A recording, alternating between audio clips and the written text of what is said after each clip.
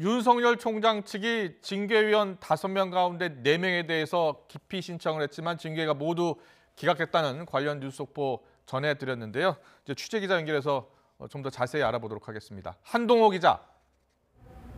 네, 법무부입니다. 네, 윤 총장 측이 이 대다수 징계위원을 이제 거부한 거예요.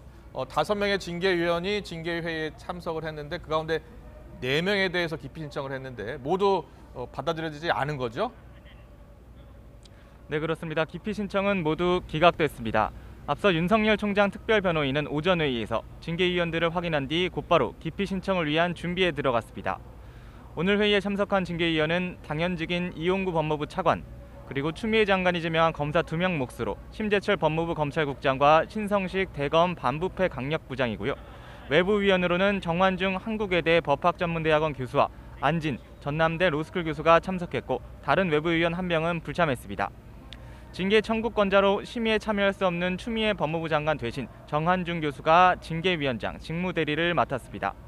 윤 총장 측은 오후 회의 시작 후 신성식 대검 반부패 부장을 제외한 징계위원 4명에 대해 모두 기각 신청서를 냈습니다.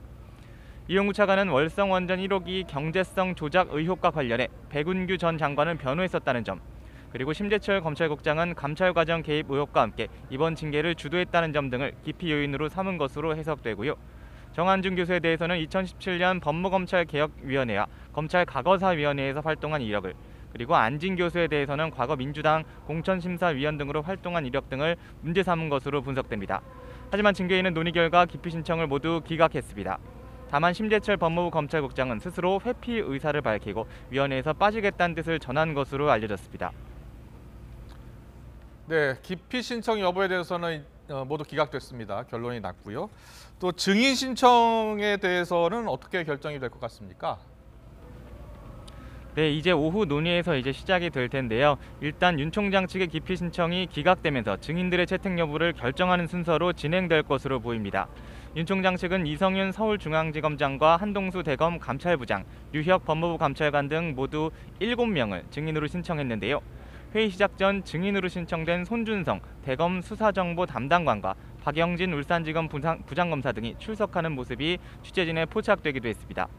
신청한 증인이 모두 채택될 경우 신문 시간이 길어져 오늘 결론을 못 내고 추가 기일을 지정할 수도 있다는 관측도 나옵니다. 징계위가 결정할 수 있는 징계 수위는 견책과 감봉, 정직, 면직, 해임 등 5가지인데요. 감봉 이상의 징계가 의결되면 법무부 장관의 제청에 따라 대통령이 징계를 집행하게 됩니다. 지금까지 법무부에서 YTN 한동우입니다.